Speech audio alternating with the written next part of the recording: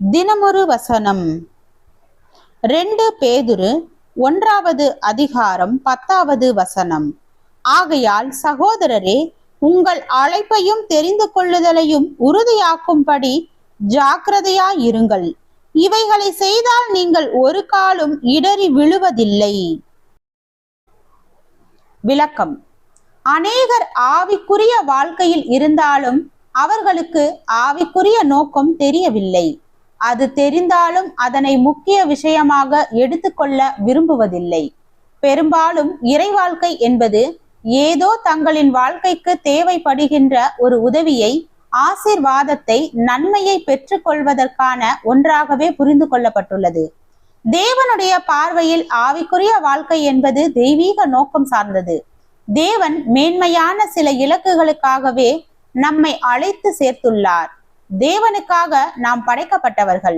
எனவே நாம் தேவனுக்காக தான் இந்த உலகத்தில் இருக்கிறோம் என்ற உணர்வுடன் என் வாழ்க்கை எந்தெந்த விதத்தில் அவருக்காகவும் அவருடைய நோக்கங்களுக்காகவும் இருக்க வேண்டும் என்ற சிந்தையோடு நாம் செயல்பட வேண்டும்.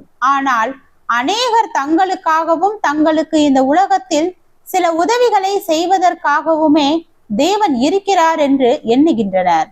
தேவன் தம்முடைய ஐக்கியத்தில் நாம் இருக்க வேண்டும். தம்முடைய அன்பை நாம் ருசிக்க வேண்டும். தம்முடைய மகிமையை பிறர் நடுவில் நாம் வெளிப்படுத்த வேண்டும்.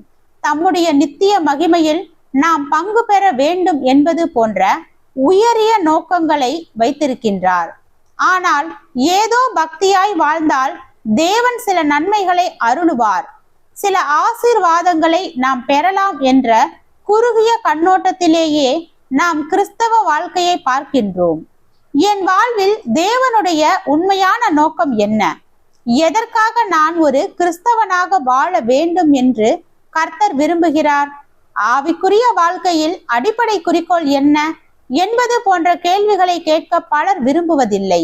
அவ்விதம் தெய்வீக நோக்கங்கள் வெளிப்பட்டாலும் அவைகளில் அவர்கள் அதிக ஆர்வம் கொள்வதில்லை. பிரயாணம் செய்ய ஒருவனால் ஒரு வாகனம் கிடைத்தால் மட்டும் போதாது. அந்த பிரயாணம் எந்த இலக்கை நோக்கி எங்கே செல்ல வேண்டும் என்பதும் அறியப்பட்டிருக்க வேண்டும்.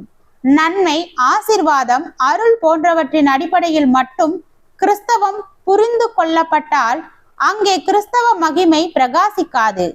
இம்மைக்காக மாத்திரம் நாம் கிறிஸ்துவின் மேல் நம்பிக்கையுள்ளவர்களாய் இருந்தால் எல்லா மனுஷரை பார்க்கிலும் பரிதவிக்கப்படத்தக்கவர்களாய் இருப்போம்.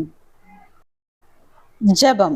தேவனுக்கு ஸ்தோத்திரம். தேவனே, எங்களுடைய வாழ்க்கையில் சோதனையான எல்லா சூழ்நிலைகளையும் கடக்க உதவி செய்யும் உம் கிருபைக்காக நன்றி.